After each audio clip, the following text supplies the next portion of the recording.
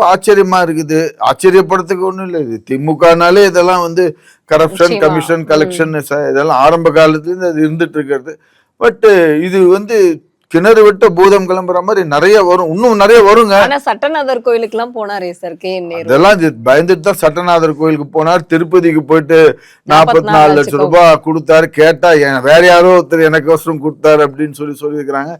ஏன் நேருடைய மகன் போய் நிர்மலா சீதாராமனை போய் பாக்குறது என்னன்னு தெரியல. அதனுடைய பேக்ரவுண்ட் என்னன்றது தெரியாது. போட்டோ மொத்தம் தான் வந்திருக்குது அவங்கள போய் சந்தித்ததாக சொல்லி.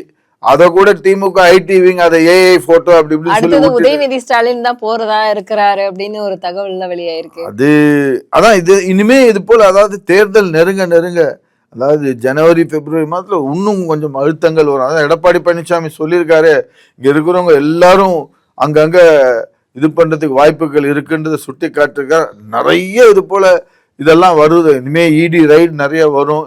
இன்னைக்கு கூட இடி வந்து உயர்நீதிமன்றத்துல கேட்டிருக்கிறாங்க, அந்த ஆகாஷ் பாஸ்கரன் அந்த இதை வந்து விலக்கு கொடுக்கணும்ட்டு நாங்க நோட்டீஸ், எங்களுக்கு உடனடியாக நீங்க இது பண்ண, அது இங்க பண்ணலன்னா உச்ச நீதிமன்றத்துக்கும் இடி போய் பார்த்து அதெல்லாம் வந்து இது போல சமயத்துல நீதித்துறையில விளையாடலாமா திமுக? நிச்சயமா.